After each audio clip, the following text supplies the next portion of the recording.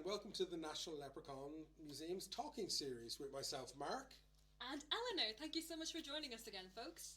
Yeah, I love doing the talking series. Yeah. It's nice to kind of be able to focus in on a particular theme or an area. But when you said to me that we were going to be looking at love, I did think, oh no, it's going to be so tragic. It's just all ends like it's hard. I'm struggling to think of anything positive that comes out of love stories in Irish storytelling. That's true. We do have a lot of tragic Irish love stories in our mythology, but I think there's something to be learned from those stories as well, even if it's just don't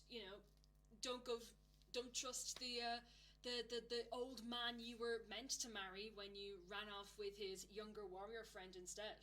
Like, don't go back to him when he says he's forgiven you. It sounds like a gossip column.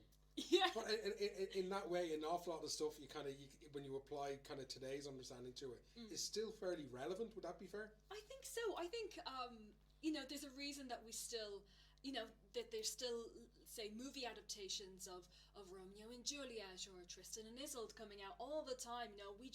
We love love. We can't help it. Yeah, no, we can't help it. Well, then, when we're going to look at it, where do you start when you start breaking down love in our stories? Well, there's plenty of places to start, Mark, but I thought I would start by going through the law and love. You're such a romantic. I know. Oh. Contractual love. Yeah. Before you can put a ring on it. Yeah. So when I talk about the law, I mean the Brehon laws. So the Brehon laws were in place in Ireland from around the 7th century to the early 17th century, so a fairly long time. And they were named after the Brehons, who were these wandering lawyers, and they governed a lot of different aspects of Irish life, and especially marriage and love and sex and divorce. So under Brehon laws, men and women, and husbands and wives, were a lot more equal, had a lot more say in the marriage, and than we would probably imagine for Gaelic Ireland. Yeah. Yeah. Yeah. I wouldn't expect equality to kind of be a big thing. Yeah. But I suppose when we look at the women in our stories, they're quite strong, powerful, formidable characters. So I don't think they'd stand for anything less. That's really true. Yeah. Yeah. So under Brehon law, at the beginning of a marriage, the husband and the wife had equal individual rights to whatever assets they brought to the marriage at the start, like land or cattle or wealth. So if the marriage were to end, if they were to separate, divorce, then they could each go away with whatever they brought to the marriage. So as if it was kind of like insurance, like they wouldn't have lost or won anything. But like a prenup.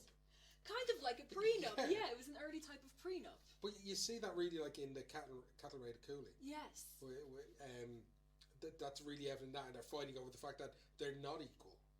Yes, the story starts with Queen Maeve and her husband Ailill. Yeah. Yes, Ailill, fighting over all the assets that they've got, and it eventually comes down to Ailill has one more cow than Maeve does, and so he's like, "Oh, I'm the boss." And their relationship actually, as looking at it from the outside, is not. I mean, it's so fraught with issues. Yeah. But it's quite a successful relationship. It's beneficial kind of to both of them, despite, I mean, they both take different lovers and stuff like that, but they're competitive with each other, but it seems to work for them. Yeah, they're really a power couple. Yeah. Yeah. But, so you were allowed different lovers in a relationship. You didn't have to stick with your main spouse. But that also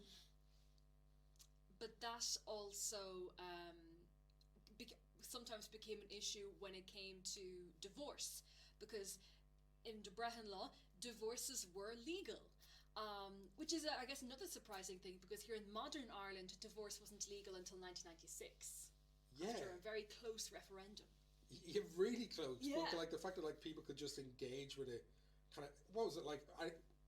For whatever reason you wanted, whenever you want, you could just get divorced? Well, there were a lot of women were able to access a lot of different grounds for divorce. So, if her husband was too listless, or listlessness prevented him from joining her in bed, that could be grounds for divorce. If he was seen as being too fat or infertile, that could be grounds for divorce. If let me see. But even those ones to start off with are like, Yeah. So it basically had to be putting in the effort in the bedroom. Yeah. It was really, but to the end of having a child. Having a child. Yeah, that was, the main object, or the main sort of task of the marriage while you were joining your lives together. So if the husband was seen to be sort of preventing that in any way, in a selfish way, then the woman would have grounds for for complaint and eventually divorce. I think divorce was a year-long process. Okay. So on the February 1st in Bulk. Yeah. Was the day when husbands and wives could separate from each other. But I think once they decided to do that, they had to wait a year and a day. Right. Well, Yeah. that's fairly practical. It's like, Yeah. you may have a bit of a tiff and an argument. Yeah. But equally, if you had that, let's say, on the 3rd of Mhm. February, you've got to wait a year Mm-hmm. before you can enter into the process of ceremoniously uncoupling, and then you have to wait another year then on that before it's kind of finalised. Yeah. So I think it is very forward thinking, because even today, in a lot of places, they do, they do make couples wait a period of time, different periods of time, before they can complete their divorce, their separation. So I think, it's something really, really unexpected. I think how many rights Irish women and Irish wives did have when it came to their partnerships in those days. I suppose as opposed to our idea of what being a woman in Gaelic Ireland would have been like.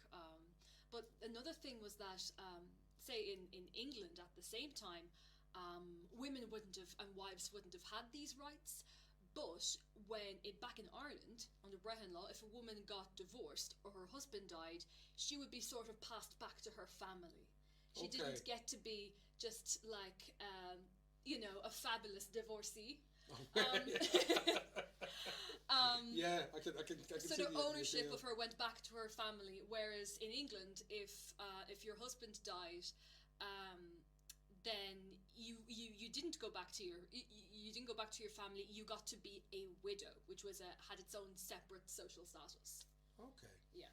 I suppose in some cases the divorce would be the happy ending, considering in a lot of our stories, partnerships are ended through death. Yeah. So so to have divorce made it out alive is the happy ending. Yeah. That's getting out of it. Yeah. But getting into it in the first place is difficult enough.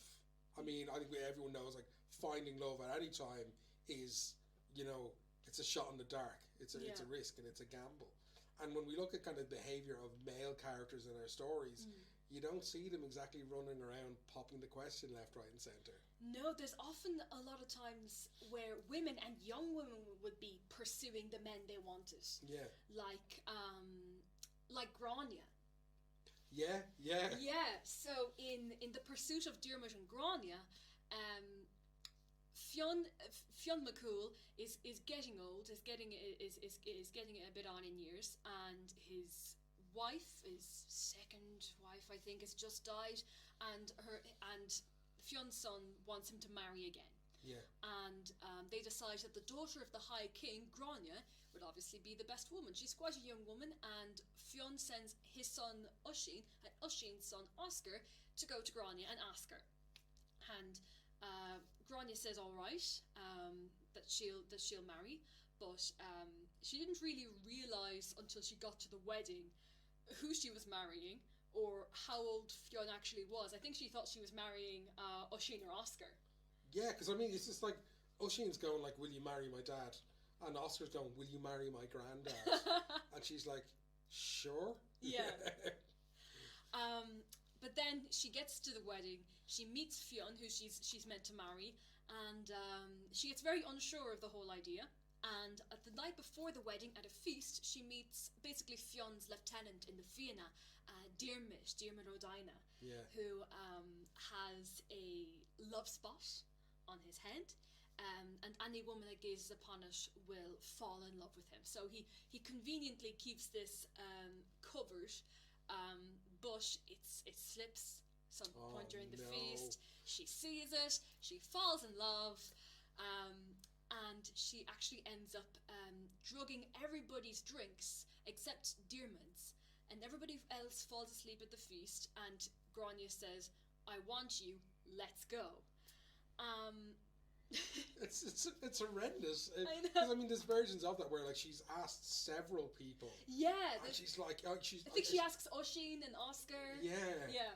But none of them, of course, will go against Fionn. And then Diarmid is the last person she asks, and Grania actually puts a gas on him, which is like an oath or a promise that he must keep. So Grania basically makes him go off with her.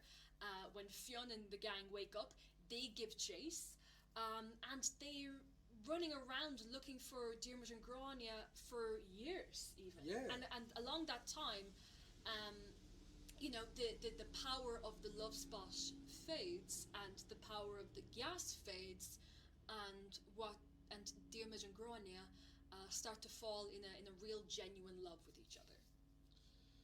Yeah, so it's I get it, but it's still not ideal. I had a lot of No. issues with Grania for a long time in that, because the thing of the Gasa is it is a binding, Yeah. like a binding oath, but you don't have the option of saying no.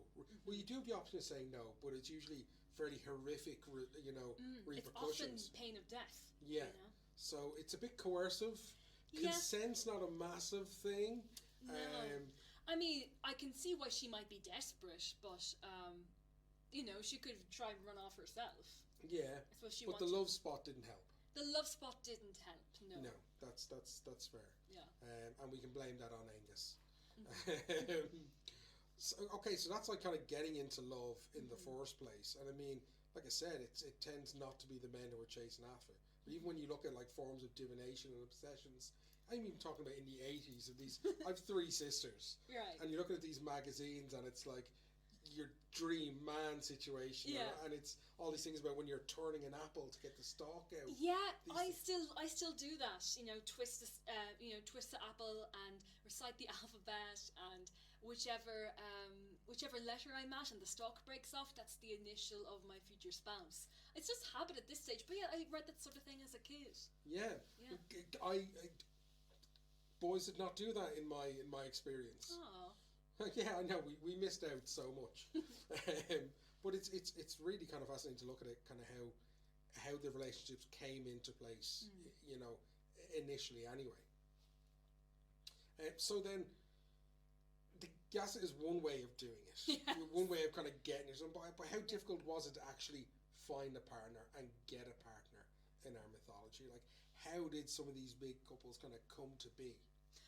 Well, a lot of it was a lot of our main love stories involve an element of forbidden love, like Nice. Diarmid and Grania, or for example, as I mentioned, Deirdre of the Sorrows. Yeah.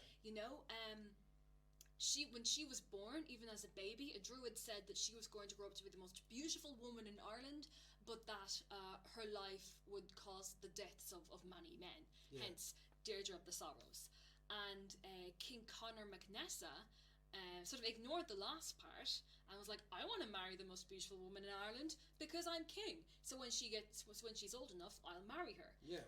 And Conor sent a woman called Laurcum to go off and raise Deirdre on their own, so that Deirdre would grow up alone, just with this old woman for company, without meeting any other men, so that no one would take her from Conor. So this is that classic locked away in a tower. Locked away in a tower, the princess. Yeah. No one can lay eyes on her until she's ready, and then she's his. And then she's his. Yeah, just like that. But then what happens is that Deirdre starts dreaming of a man with hair as black as a raven, skin as white as snow, cheeks and lips as red as blood, when she describes this dream to Lauracum, Lauracum says, "Oh, that sounds like Nisha." She should have said nothing. Damn it! Yeah. Who? Who's it sound like? Yeah, because that's when Deirdre demands that Lauracum bring Nisha to her, and Lauracum, after much cajoling, does, and then they fall in love, and Nisha takes Deirdre away, and Connor gives chase, and there's a lot of rescues. Yeah. Yeah, in love stories in Irish mythologies, a lot of these stories start when a young woman is in a situation that she, or even as an audience, we feel that she doesn't deserve, and then it's the young man who comes along and takes her away, that she falls in love with. But the prediction element of it as well, because you look at like the birth of Lou, as well, and it's like, oh, this person is going to fulfill this prophecy, and it's fighting against that, but there's no escaping it, because the outcome is always going to be the outcome. However much you try and fight it. Yeah. Because they fight against it so hard. Yeah. Or some, like Conor McAllister, just like take advantage of it. But, yeah, fair. Yeah. It's just not right. It's not right. It's not right. There was no Tinder in those days, Mark. No, and I don't think the stories from that would be any better. No. But I mean, obviously, like kind of like Deirdre's sorrows and Nisha, it's not a great ending for either of them, but we lose two characters who, had we not lost them to that story, had the potential for so much incredible influence. I think within mythology, if you'd seen them last longer and their involvement in other stories, they would have an impact. The butterfly effect. Yes, indeed, because I guess as the story goes, with Deirdre and Nisha both dying, that betrayal of Deirdre and Nisha by King Connor later in the story does go on to have an effect in the cattle raid of Cooley. Yeah. But you're right, there could have been a lot more. Yeah. They could have done so much more with their lives. I know they wasted youth, wasted potential. Youth, yeah. But coming back again to kind of how people are getting together, love spells obviously is a big thing, you know, and love is something that I think outside of Ireland people associate with Ireland, because we have these great symbols of love, like the claddagh rings, you know, and people come here to find that love, you know. And a lot of people come here to get married. Yeah. I think 30% of marriages that take place in Ireland today are people coming from abroad to get married here. It's strange, because we've had 3 engagements in the museum and a wedding. But that's more of a conversation for one of our lives, I think. But were there anything that stood out for you when looking at the likes of love spells or traditions around finding a partner, or identifying your partner? So there's a lot of different folklore and tricks and spells that people would have used to find out who they're going to marry, or if they're going to get married at all. A lot of them are sort of from the perspective of girls and women trying to find out the man they're going to marry. And we don't usually hear of it being the other way around. No. I think that's oftentimes a lot of men or boys, when they're trying to do divination or tell the fortune, as you are looking for assurances around money, or that something more immediate, that they'll like survive a battle or survive a war. That would be a big thing. But I think because, you know, the question of who you're going to marry and are you going to marry is such an important thing for girls and their lives, and because they, you know, didn't have a lot of control over their lives, that they just wanted to know if they were going to be okay. Yeah, the guys weren't thinking that far ahead. Yeah. It's like, I've got a battle tomorrow, am I going to be okay? Yeah. In fairness, they could have just used a lucky 8 ball, I think. Yeah. Yeah. But so some of the ways that people tried to find out who they were going to marry, it's stuff that we could actually do at home. Like, you know, you'd peel an apple and try to get the longest strip of peel that you could, throw it over your shoulder, and hopefully it'll fall in the shape of an initial. That will be the initial of your future spouse. Or you dip a snail in like ashes or flour, and like let it go, and then its slime trails would hopefully form the initials of your future spouse. or Just don't dip it in salt. yeah. I think the biggest fortune telling or spell for finding out who you're going to marry or if you're going to marry, it's one that we still do today. It's the Halloween barnbrack. Yeah. Yeah, if you found it's this sort of currant cake that we'd have in Halloween in Ireland, and if you found the ring, the gold ring inside, it meant you were going to marry that year. Yeah, I was never bothered about finding the ring. No. In brack. I liked the cake. But again, that's that thing of nice like kind of butter. immediate return on it. Lovely toasted with a bit of butter on it. But see, they're pleasant. They're nice ways. Was there anything particularly kind of like gross or horrible that was? There is something pretty gross, pretty metal. I don't know if you're pretty if you're metal. Up for it. Yeah. Well, if you're up for it, Mark. Well, I think it's all gross because we're talking about love. But go on, see if you can shock me. Okay, there's a spell called Drimiel Agus Thorial, which was for a woman to get the man that she loved to fall in love with her and to marry her. So, but this woman had to be brave enough to, first of all, exhume a male body, the dead body of a man, and take a long strip of flesh, of skin from him, from head to toe, head to heel, that had to include a bit from his forehead, his nose, his chin, the skin and hair of his chest and his crotch, and go all the way down. Then she had to take this strip of skin, tie it around her waist for 3 nights whilst praying to the devil. After that, tie it around the wrist or the ankles of the man she loved while he's sleeping. And then, when he wakes, he'll be forced in love with her and forced to marry her and will forever be cursed to be in her thrall, in her power. What do you think? She'd access to him while he was asleep. Yeah. Is it as creepy as like digging up the body as she goes into his room while he's asleep and ties around his ankle? Yeah. That's horrendous. It's horrendous. But it was that thing of trying to get the men to fall in love with them because, of course, essentially it was down to the man to like pop the question. Yeah. I don't think I've ever kind of hear of a guess where it's like you have to marry me. It's normally you have to protect me, like with Dermot Agrania. You have to keep me safe, which is something that the Fianna had already agreed to do. The women, they were at the beck and call of the women of Ireland. Yes. But the women were essentially trying to influence the men to get the men to ask them to marry them. Yeah. They have to be subtle about these things. I know. Well, take charge. Why didn't the women just ask the men? Pop the question. Maybe the Shoot man your shot. was with someone else. There is that. She wanted to turn his head.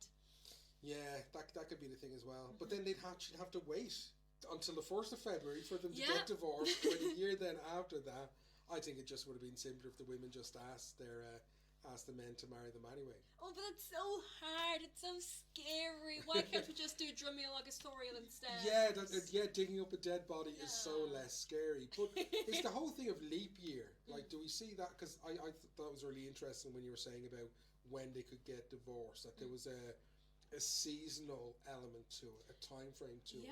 But the thing for leap years is that women, I don't know if this is a thing in other countries, but women can ask men to marry them on the 29th of February on leap year, just like Amy Adams did in the film. Which is such a great movie. But yeah, again, waiting 4 years.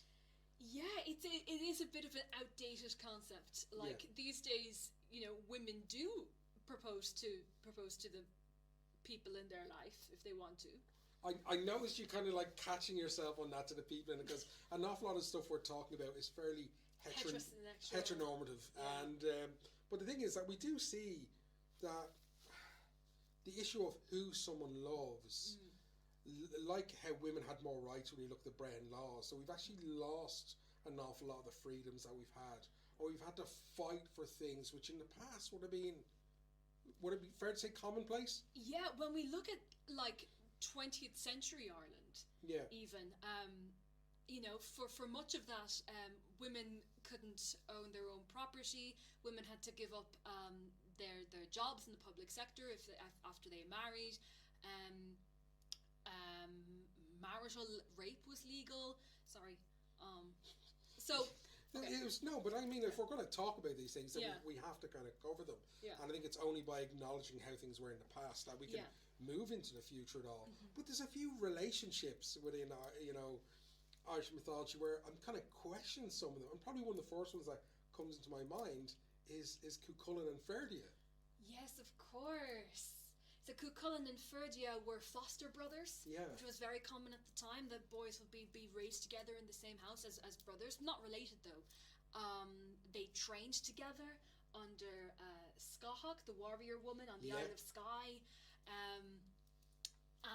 but they were the best of friends, and some say more that they that they shared a bed and were in love. But then they end up on opposite sides of the war in the cattle raid of Cooley. Yeah. Yeah. And it's tragic to see how it goes for them, because there is, I don't know if it was romantic love. It certainly feels like that, but that I suppose depends on who's written the story. Yes. And what influence they're putting on it. But there's definitely a deep bond between the two. Yeah, when what happens at the end of that story is that Cuchulainn and Ferdia are made to fight to the death against each other at the forge, and Cuchulainn says to Ferdia, we're heart companions, we've shared a bed, and Ferdia says, I know, but we have to fight now, essentially. Not very poetic.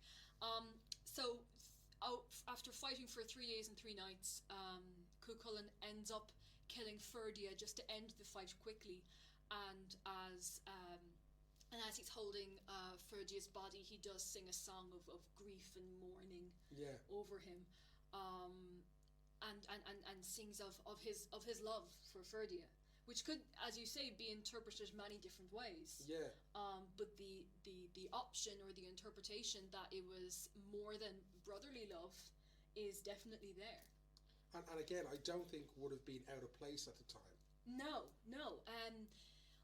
We sort of know from the Greeks coming over to Ireland and writing about the Celts and about the ancient Irish that same-sex relationships or homosexuality amongst men wasn't that remarkable in Irish society then. Wasn't all that taboo or shocking or forbidden.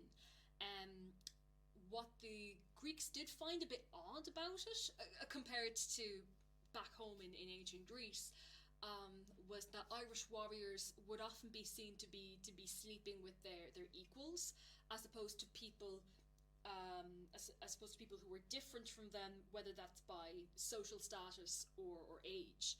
And also apparently Norsemen used to use, when they were doing trash talking, say, the Irish warriors, Okay. and insulting them, they'd use they would use, I guess, like homophobic insults, to insult the Irish, or just to insult like men in general, their enemies in general. Whereas apparently Irish warriors, that wasn't a place they would go. They'd insult you in loads of other ways, but they wouldn't be like, you warrior, you seem like you sleep with men. But I think the fact that they went for their equal is kind of more admirable, because there's no suggestion of coercion or abuse of power or anything like that as well, which is really, really nice. Yeah. I suppose they're, again, to go back to Cuchulainn and Ferdia, they spent so much time together. They fought beside each other. They grew up beside each other. It would naturally happen in those situations that there would be strong feelings there. I mean, Cuchulainn was like half divine. There was no match for Cuchulainn, but Ferdia was as equal to Cuchulainn as anyone could get, both socially and I think in Cuchulainn's heart and mind. Difference being Ferdia could grow a beard and Cuchulainn couldn't. Yeah. It's made me question in the past whether Cuchulainn, how they're depicted as being this great warrior.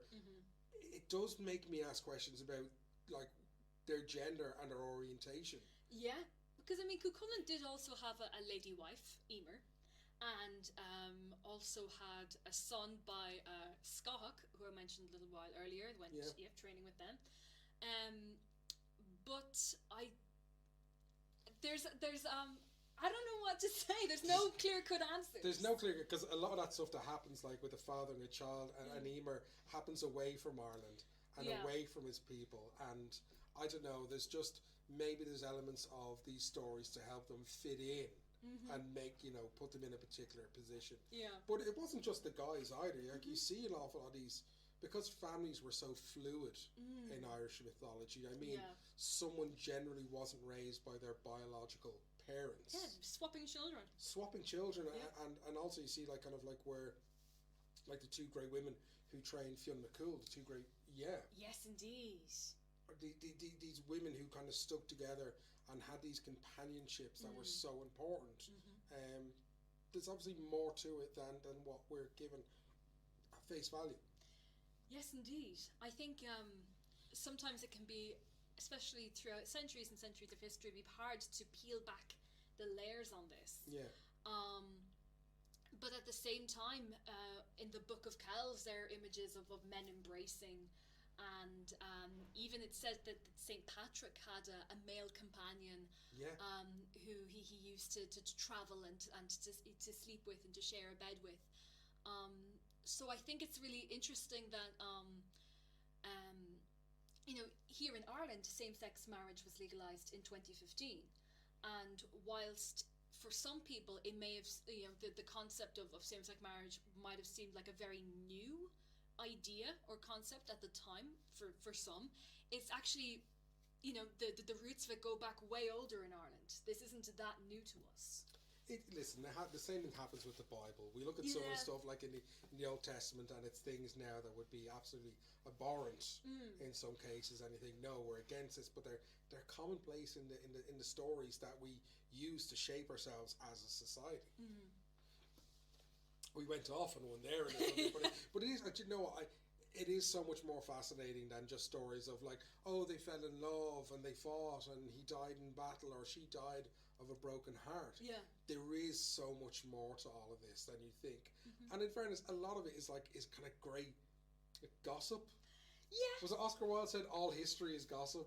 I think so, yeah. Because So it's nice to see, our great heroes, Fionn McCool and Oisin and Cuchulainn be sort of humanised a bit, or even taken down a peg. Yeah. Like, this isn't really seen as a love story, but in The Giant's Causeway with Fionn and Una, where Fionn is in trouble. There's a Scottish giant coming after him who's going to beat him to a pulp, and Una saves the day. She disguises Fionn as a baby and tricks the Scottish giant into thinking, well, if this huge bearded grown man in this cradle Is the who's baby really strong is the baby, what's the father going to be like? I'm off. But I think it's a lot of our famous Irish love stories are about two young lovers beating the odds to be with each other, and then being killed, and that's what most love stories in our Western society is like as well. Rom-coms, it's all about how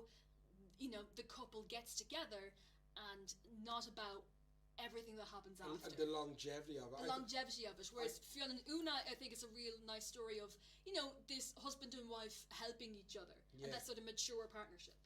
Because Fionn's relationships, I mean, we talked about Fionn and Grania, but I think Fionn and Una shows Fionn in a different light, and there is that thing of like, where does the Giant's Causeway fit into the chronology of Fionn's life? And it's most likely just a bit of fan fiction. Yeah. But it's nice to see him enjoying, like, he's off out doing his bits and pieces. He's like fighting with a neighbour essentially until the wife has to intervene. It's very kind of day-to-day life, and that's nice. It doesn't all have to be life-threatening and serious.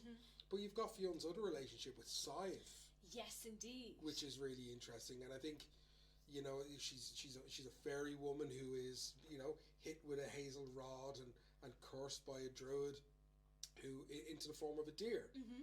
And if the deer can survive a night in the dwelling of the Fianna, that the curse will be broken.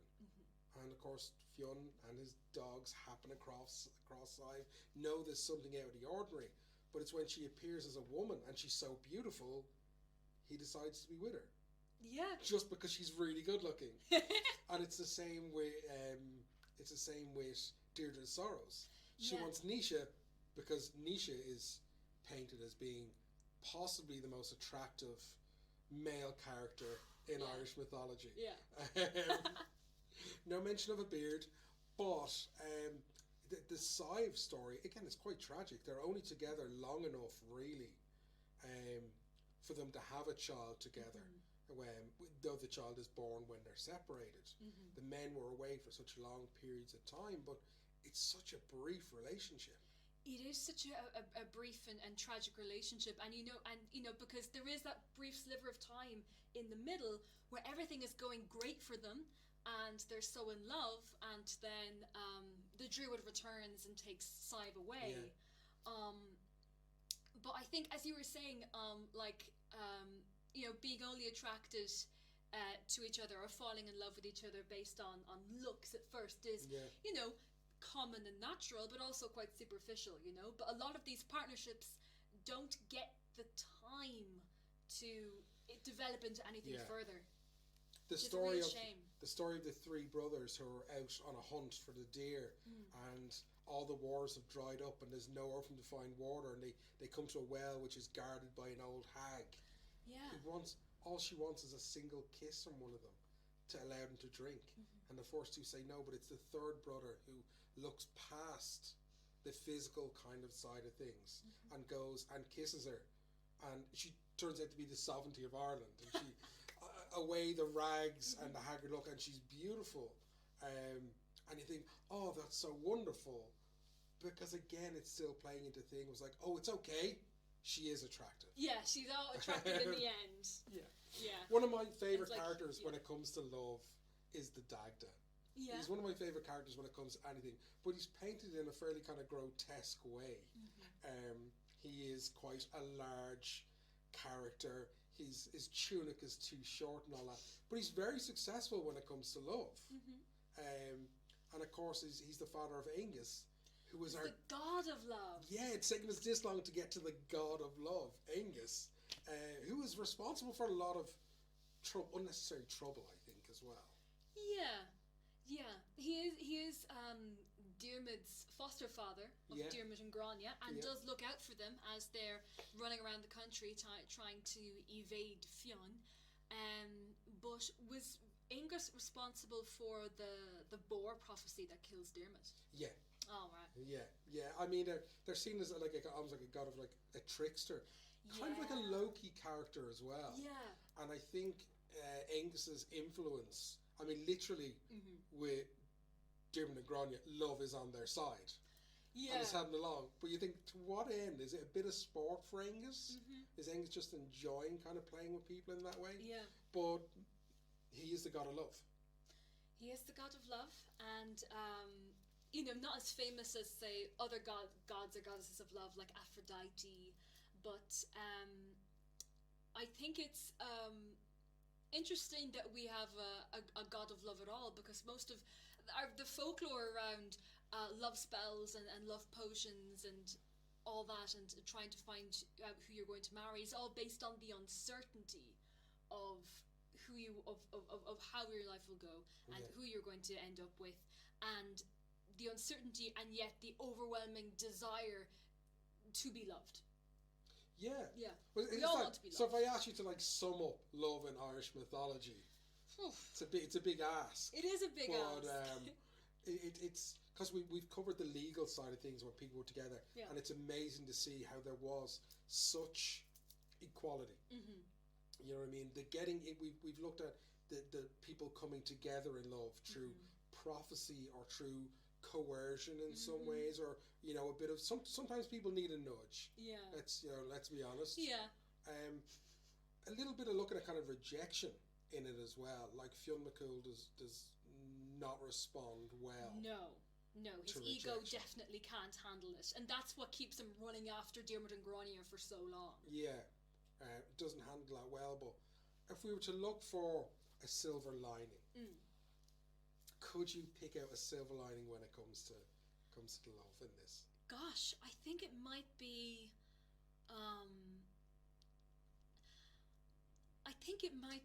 that Ireland is such a fruitful, as you said, place for love and love stories in general that, however badly most of those stories went, they keep coming.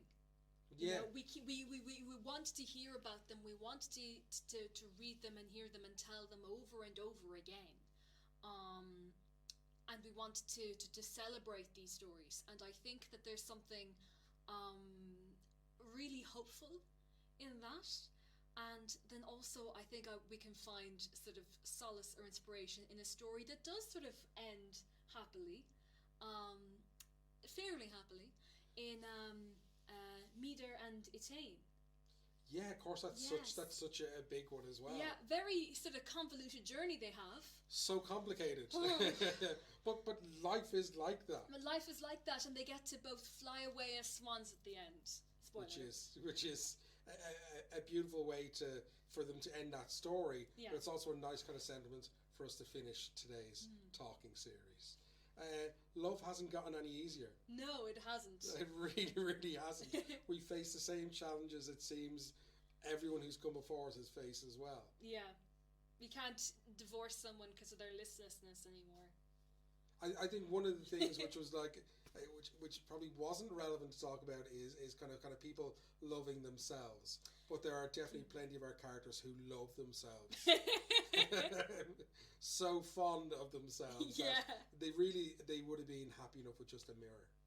Yeah, I think so. I think someone should have just given them a mirror, like Cú Chulainn and Fionn, and let that be the end of it. That could have been it. Could have saved so much many heartache. lives. But we would have had less stories. Yeah. Because no one wants to read stories where nothing happens. No. Too many narcissus. That's it. Well, Eleanor, thank you so much for sharing such incredible and horrible at times insight into love and Irish mythology. You're welcome. Thank you guys for listening in, and we will see you again very, very soon. Thank you. Thank you.